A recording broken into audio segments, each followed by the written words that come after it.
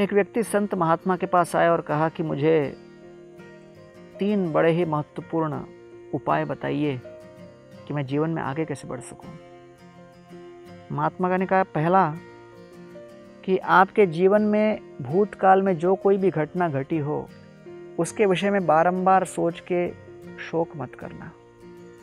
दूसरा, कोई भी जगत में कार्य सामान्य सोच से अलग लगे, कॉमन सेंस से अलग लगे तो थोड़ा विचार करो और उसमें इतना शीघ्रता से विश्वास मत करना।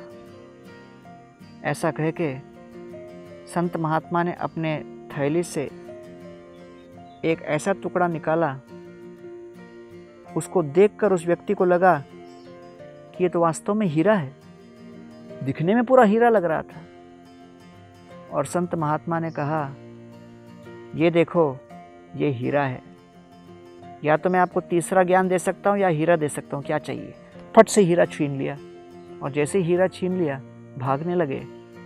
महात्मा ने कहा, और गौर से देख लो भैया, वो हीरा ही है क्या। गौर से देखा तो मालूम पड़ा ये तो हीरा नहीं तो कांच है। पश्चाताप करके लौट के आए, महात्मा के पास प्रणाम किया और बोला, अरे आपने तो मुझे फंसा दिया, ये तो हीरा नहीं कांच था और मैंने आपसे इसको छीन कर भागने का प्रयास किया। हाय, मैं कितना बड़ा दुष्ट हूँ। महात्मा ने कहा, देखो, मैंने सबसे पहली शिक्षा दी कि पश्चाताप मत करना।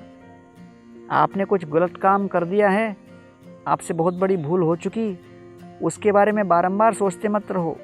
हाँ, उसके विषय में कुछ खेद करना ठीक है, बारंबार उसके बारे में विचार करके कुछ लाभ नहीं। दूसरा, आपको भी समझना चाहिए कि सामान्य से हटके कुछ है तो उसके प्रति सावधान होना चाहिए। अब ये दिखने में हीरा लग रहा है, लेकिन संत पुरुष के पास इतना बड़ा हीरा होता है क्या। तो आपको भी समझना चाहिए कि ये हीरा नहीं होगा। तब उस व्यक्ति ने तुरंत हाथ जोड़ के कहा, कृपा करके आप अपना तीसरा ज्ञान का बात बताइए। तो बोले, तीसरा ज्ञान का बात यह है कि जब तक जो ज्ञान हमने सीखा है उसको हम अपने जीवन में उतारते नहीं, आगे का ज्ञान प्राप्त करने का प्रयास निरर्थक है। और इसलिए सार्वभौम उपदेशे छाड़ी राजवेश, एकले वैष्णव वेशे कोरिला प्रवेश।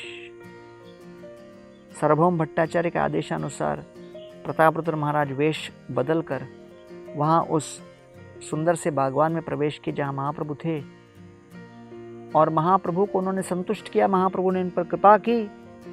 यही देख चैतन्य कृपा महाबल, अनुसंधान बिना कृपा करोए सफल। इस प्रकार चैतन्य महाप्रभु ने अपनी असीम कृपा उन पर बरसाई और श्रील प्रतापरुद्र महाराज को भगवान श्री कृष्ण का एक शुद्ध भक्त बना दिया।